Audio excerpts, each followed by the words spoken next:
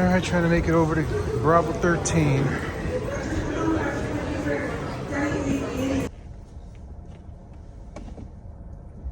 Hello everybody. Back online. Another video. Just getting off of work. Boy, it has been a very long day. One delay after the other. We just came down from, where did we start? We started in Louisville, Kentucky today. And Louisville, Kentucky. And it's been very windy just about everywhere. Last night in Chicago, I did one of the most challenging landings that I have done in many, many years. It was almost at the capabilities of the airplane. I think the winds were something like 28, gusting to 39. And but it wasn't a direct crosswind. The capabilities of this airplane, the 737, is 35 knot crosswind. But headwind, we can go up to 50 knots, and then with a peak gust of 70 knots. That's pretty high. But only one other time did I land with that kind of wind. It was in San Juan, Puerto Rico, several decades ago, when I used to fly for American Eagle. I used to fly an ATR. I flew the ATRs 42s and 72. I was a captain on that as well as a first officer. Probably flew there for about 8 or 9 years. I had a really good time. It was a great company to work for, and there was some challenging flying that went on those islands. We used to be the first, we would be the last ones to stop operating during hurricane seasons, and the first ones to start up again. So the community really depended on American Eagle. Back then we had something like 55 or 60 airplanes out there. It was fantastic. Excellent time. So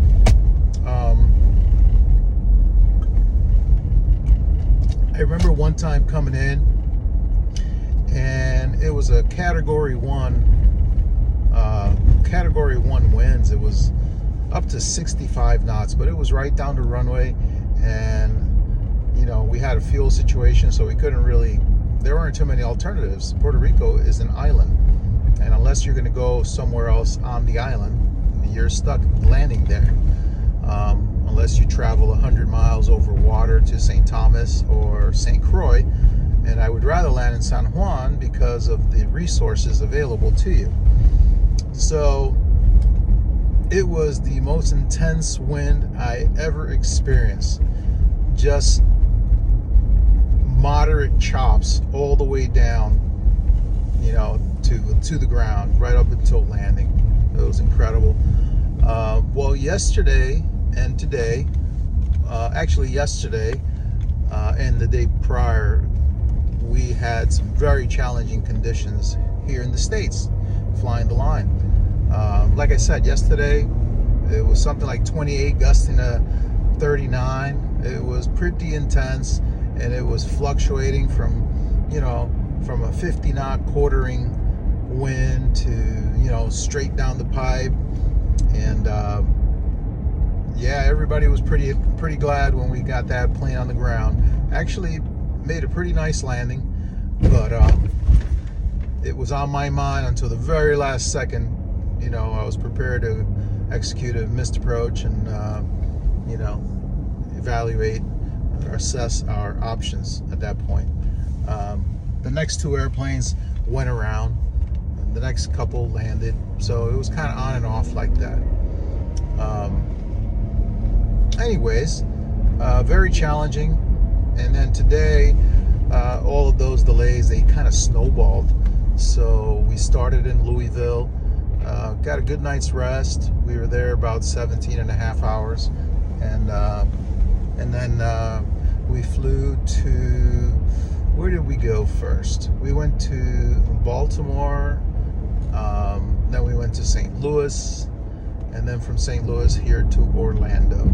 So there were some delays associated with weather trickling from yesterday, and then there were delays associated with the airplane. The airplane that we were on had this strange thing, 737 700 next generation, 700 NG, and it was having an issue with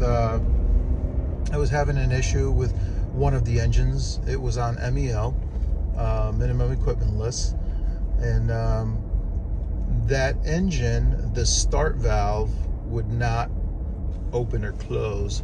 So to start that engine, we needed to have a mechanic out on the ramp with a wrench or a special wrench that would open and close that valve. So we would run the APU, the auxiliary power unit, and that bleed air source would provide us, as it normally does, provide us the air to start the APU. And then once we reach a predetermined speed on the fan blades, we would instruct the mechanic to shut the valve, and then the engine would just run on its own. And so that's what we had to do. So that plane was causing delays throughout the day, because every time you did this, it's a procedure that the crew doesn't normally do. So they had to review it, and then they have to brief the people on the ground how they're going to do it. And then and typically on the ground for this operation, there are 3 people, one on each wingtip and one driving the tug, and they all have a headset on, a wireless David Clark headsets, and the guy driving the tug is in communication with me, with the guy driving the plane. And so we communicate, but they could all hear what each other's saying. The wings are pretty big, pretty long, so, and with winglets, there's always an issue of a truck driving under them and causing damage. So we need people at each wingtip. It's mandatory that we have marshalers with lighted wands when they're pushing us back or marshaling us in and out of the gate. So we had to coordinate with them. Then we had to coordinate with the mechanics, and it just takes time. So it took additional time. And right now it's 3:30 in the morning. I should have been home by midnight tonight. So working a little later tonight to make it happen, get people home. And I'm happy to do it. It happens sometimes. Really glad that we have such a great maintenance department, and people that know what they're doing. So all you got to do is follow instructions, and you get through the day just fine. So what are we going to talk about? I'm thinking that we should talk about the pressures that some of you are feeling, because this is mostly the pilots that are coming out of training from let's say your commercial instrument. So you got your commercial instrument, you've got 250 hours now, you've gotten a nice shave, you cleaned up your haircut, you've got a couple polo shirts, you're wearing jeans without holes on them, clean shoes or sneakers. So you've got all that squared away. Now you've got all your licenses, you have a college degree, and a ton of bills. And man, do I know how that sucks. It does suck. And it's not going to stop sucking for a while, okay? This takes time. So as a freshly minted commercial instrument pilot, there aren't very many options for you, okay? Now, in the recent past with COVID and, with the pandemic, coming out of the pandemic, things were moving very fast because the airlines were hiring a lot. So they were drawing from the regionals were drawing from the flight schools. The flight schools were, and the corporate positions. So everything was moving around. And now that the major airlines have stopped hiring for growth. They're still hiring, but they're hiring for attrition. For example, we mentioned in our previous video, companies like Delta, United, Southwest, American, they're still hiring to replenish their retired pilots, which on the average, those airlines are all about the same size, Delta being a little bigger. Excuse me. They're all hiring about 600 pilots, 600 to 1,000 pilots per year, just to make up for the retirements. Okay? They've got to come from somewhere. They come from the regionals. And then the regionals are hiring from the flight instructors.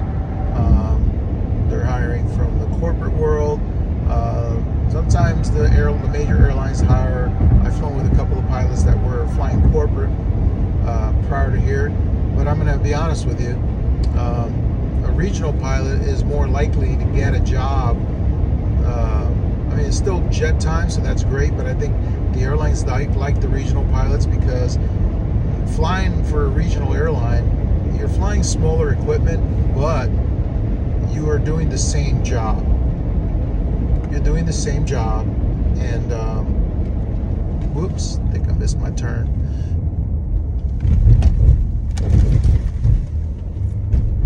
You're doing the same job, and honestly, the airlines like that. You're dealing with passengers, you're dealing with the crew scheduling, you're dealing with dispatch, whereas in the corporate world, you are not dealing with these things. In the corporate world, typically, unless you're driving a bigger airplane, you do not have a flight attendant. You are responsible for catering your own aircraft. You're responsible for your dispatch paperwork, filing your own flight plans, and looking up your own weather and doing all of that. Whereas in the airline, and as a corporate pilot, you're probably flying to one place in a day, maybe two. So with the airlines, you're flying to 2, 3, 4 places a day. And it's all fast paced. You land, you have 30 minutes to clean up the plane and prepare, set everything up, review the weather, do the briefings, and do everything you need to do, and do it all again. So the repetition is there. So you get used to that fast pace. When you're coming from the corporate world or from general aviation, not so much. Still quality time though. If you're flying a jet, you're a corporate pilot, you're still in really good shape. So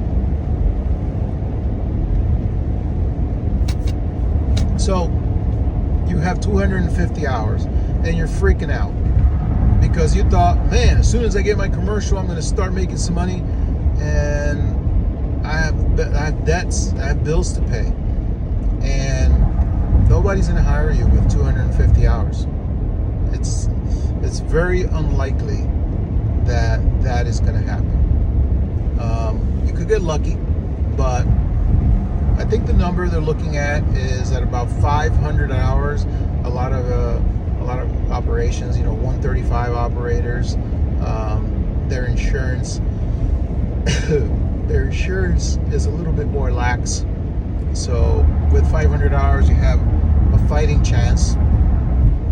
At that point, they start to look at you 500 to 1,000 hours now, and they're willing to put you in the right seat of a bigger plane, like a 135 operator or a small corporate department. But the majority of you are going to need to consider becoming flight instructors.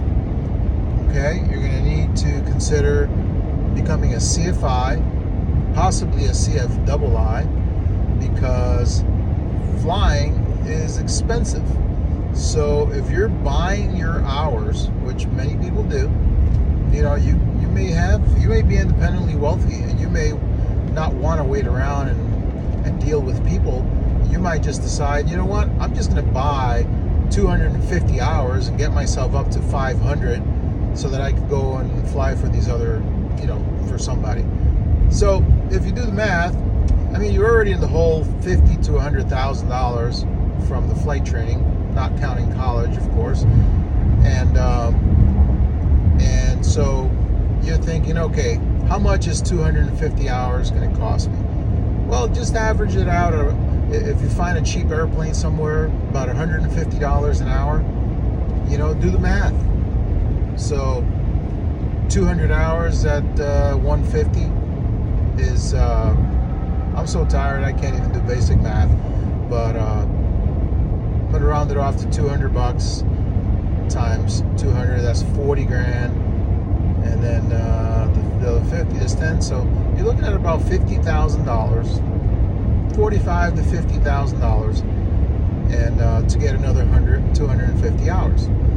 Now, the good thing is that you can find somebody else that will split that time with you.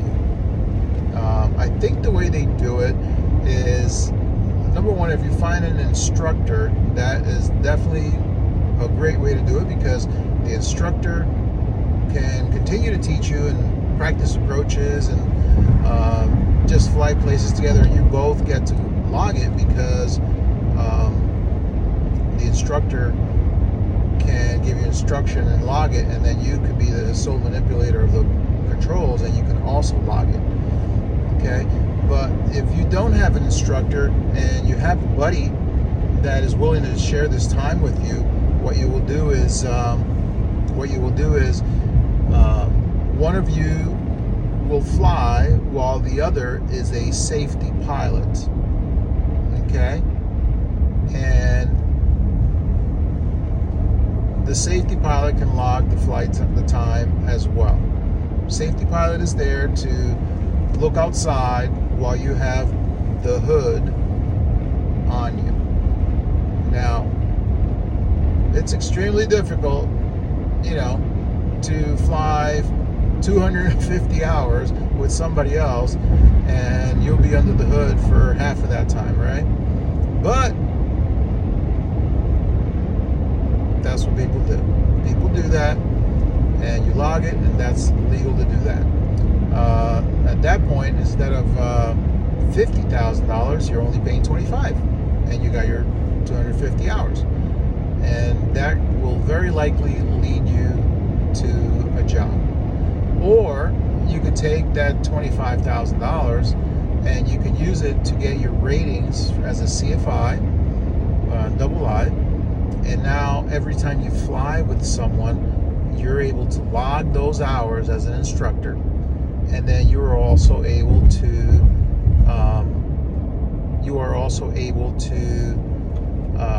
get paid. Whoops.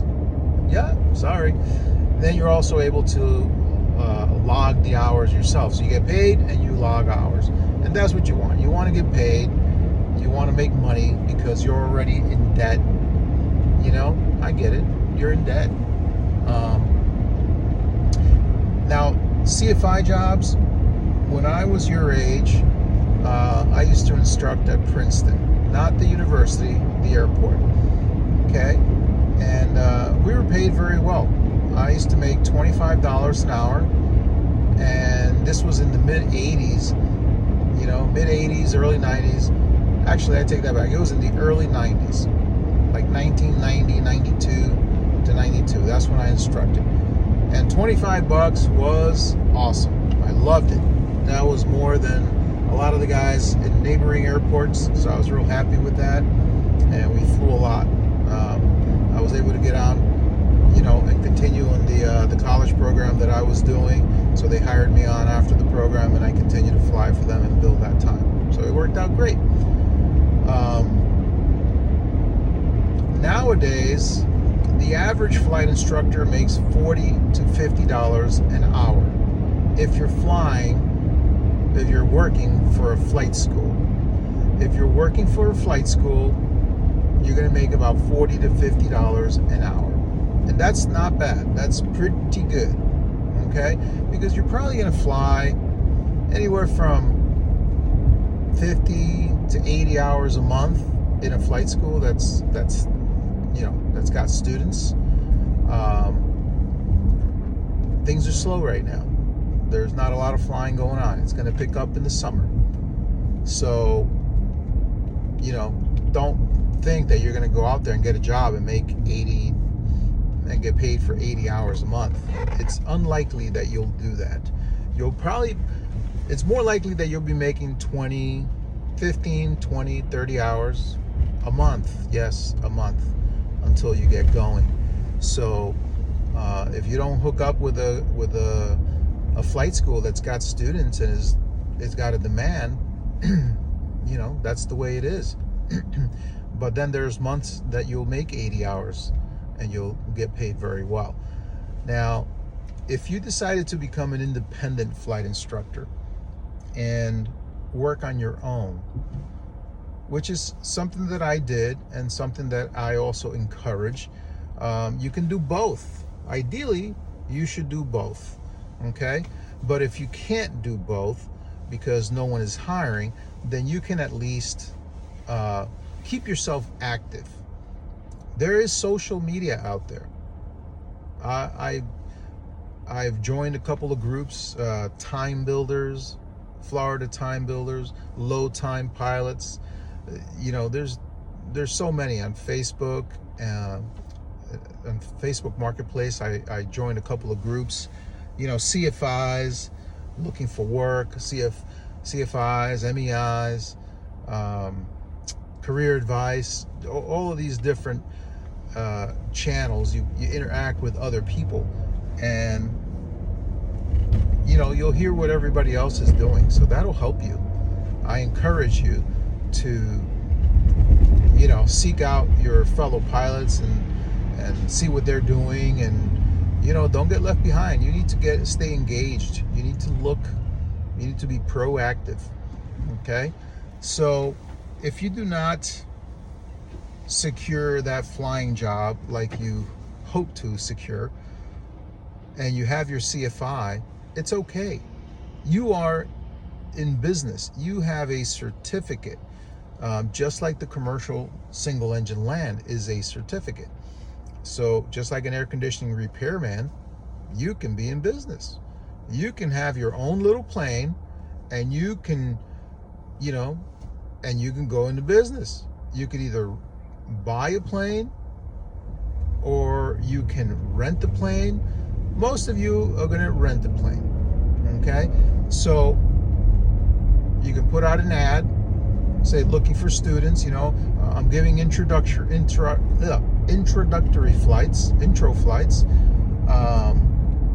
or I say giving intro flights. I'm giving discovery flights, that kind of thing, and giving free lessons or partial lessons, or if you just want to keep flying, just don't charge anything for your time. Let them pay for the plane and the gas. Take friends up, or family members or neighbors. That's a good way to gain customers.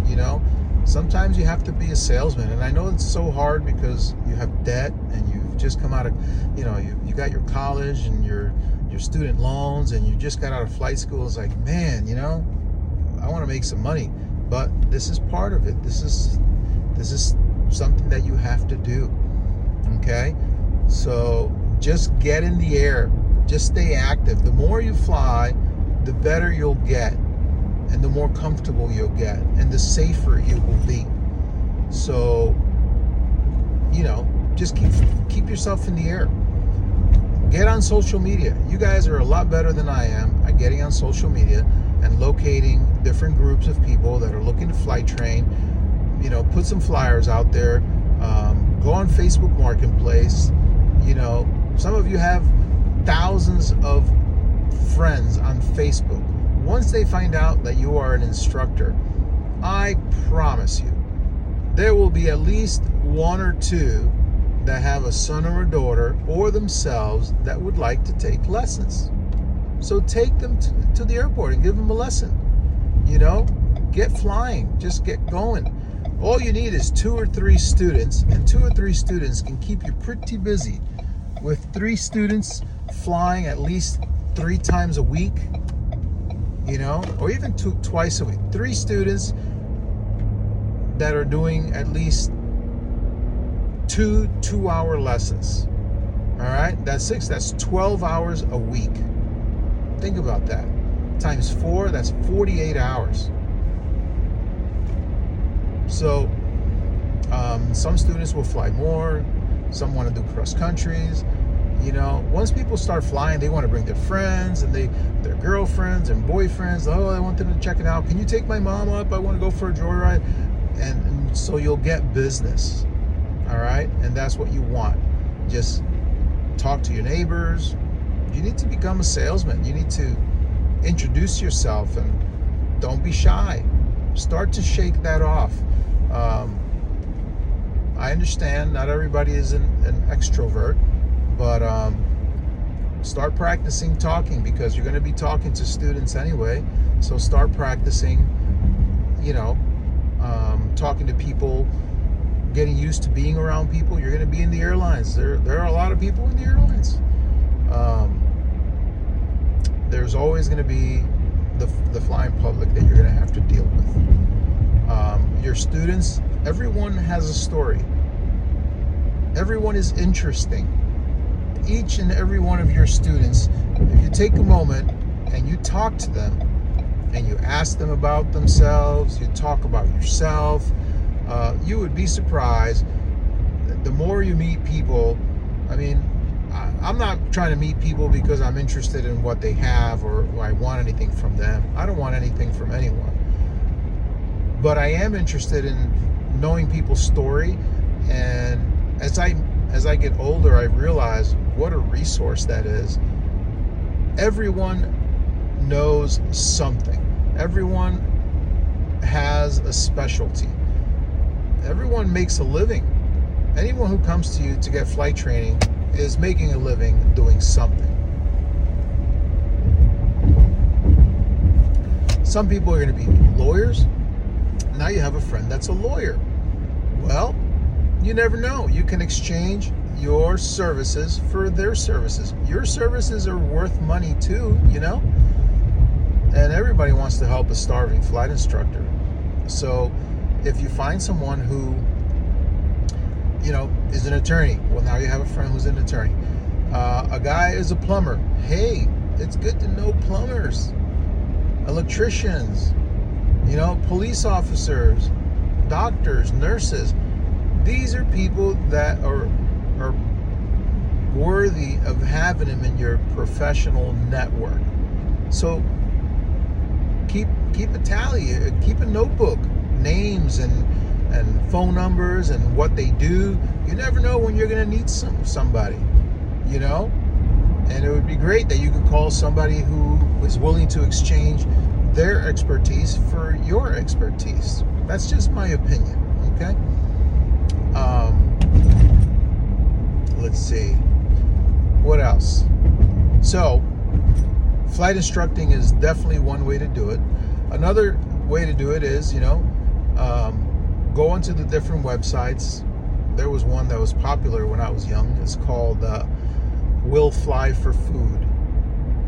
willflyforfood.com, and that's still there. And there are other places. Just type in pilot jobs. Start Googling. There's all kinds of places where you can go and check. And type in 135 operators in the United States. Regional airlines in the United States. Just Google it. You're going to get a list. You apply to all of them. You start sending your resume. Look at, you got to kind of see what the minimums are there. I'm sure that there are organizations out there that are selling, they're selling in bulk the addresses and contact information of these airlines.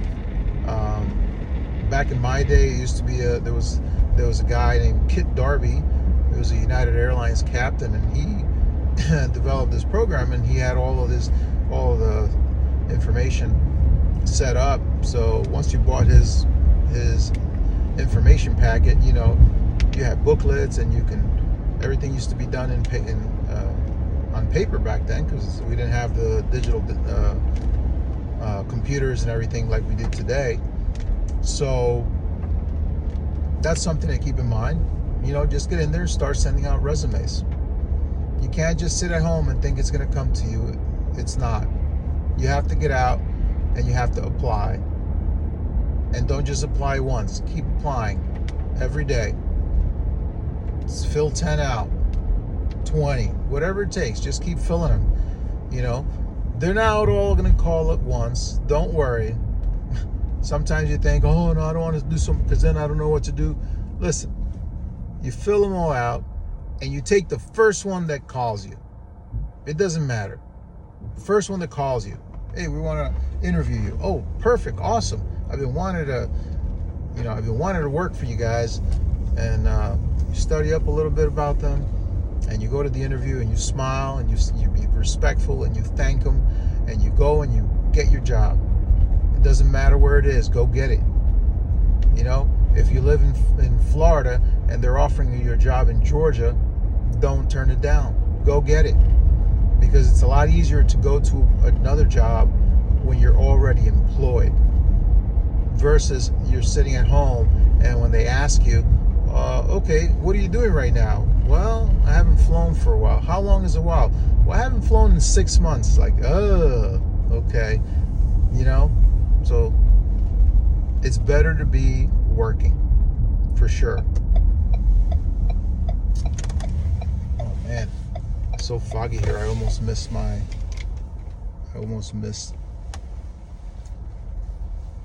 turn. So you guys, I'm coming into my neighborhood. So I think I'm gonna cut this topic at this point. It's gone pretty far. I talked a long time, man, 31 minutes. But I hope that what I'm saying is resonating for some of you. I hope that what I'm saying makes some sense. We will continue to talk about these topics, and I would love it if you guys could ask questions, in the comments section. I had some people ask questions and make comments on my previous video, and it was only about 7, but I responded. Okay, and so I do pay attention to those, and it helps me because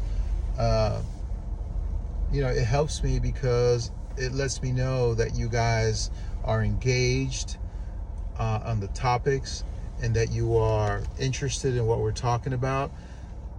If the feedback I get is negative, I'm not going to be so inclined to keep doing this because, nobody wants to just yap away if people aren't interested in what you have to say. I'm not charging for my content. I hope to develop this to the point where I can interview other pilots. I'm setting up a small studio at home, so I'm going to be interviewing other airline pilots that I work with, and I know people just about every single airline out there because I've been at this for 35 years. So, Eagle was 4,000 pilots. This was back in 1996.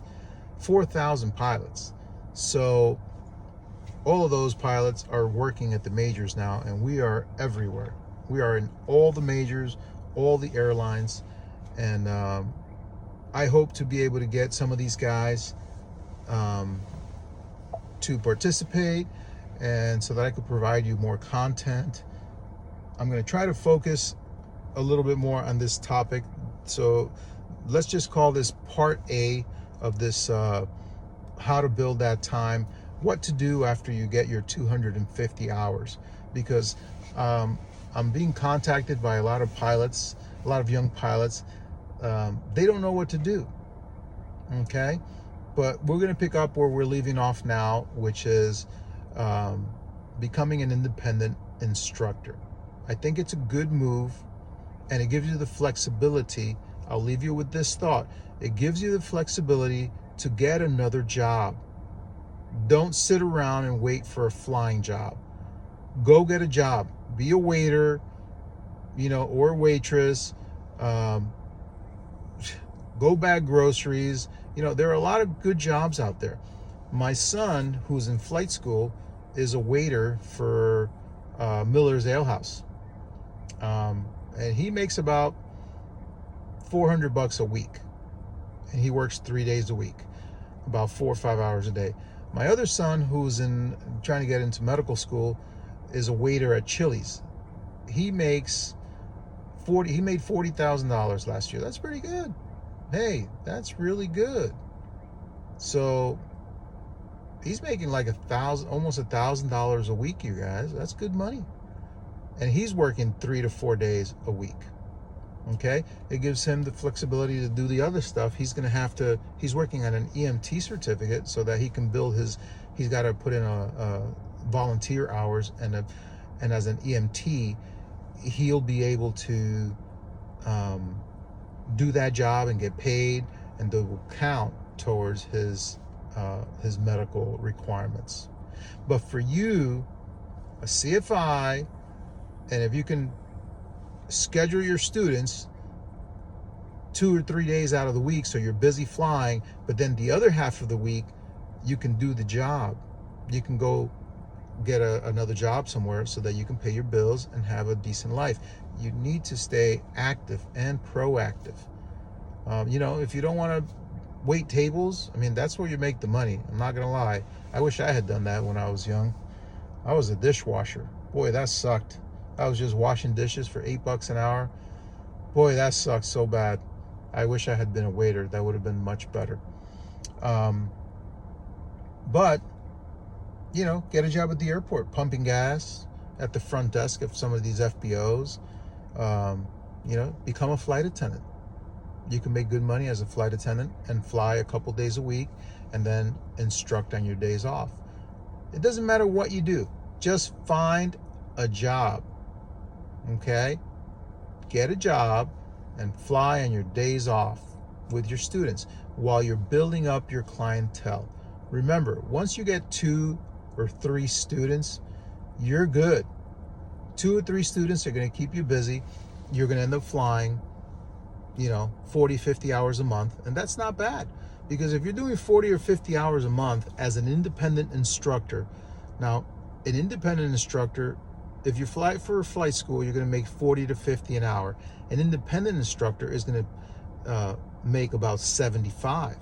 So if you're only doing 30 or 40 hours at $75 an hour, that's not bad. Plus your other part-time job, you make ends meet. Okay, let's close with that, and we'll pick that up at that point on the next video. Please hit subscribe if you like the content. Hit a like. It doesn't cost you anything, but it means a lot to me. I'm trying to build this up, and it's going pretty slow, but I've only made a few videos, and I've got a number of subscribers. So I hope you like the content, and if you hit the like and you subscribe, it kind of shows me that more and more people are enjoying it, and I hope that I'm doing some good for some of you. Some of you just need somebody to mentor you and to speak to you clearly, and sincerely. I'm not trying to make any money off of you. I'm not trying to sell anything. I'm just trying to help out and make my drives to and from work worthwhile, I guess. Well, God bless. Have a great night. Bye.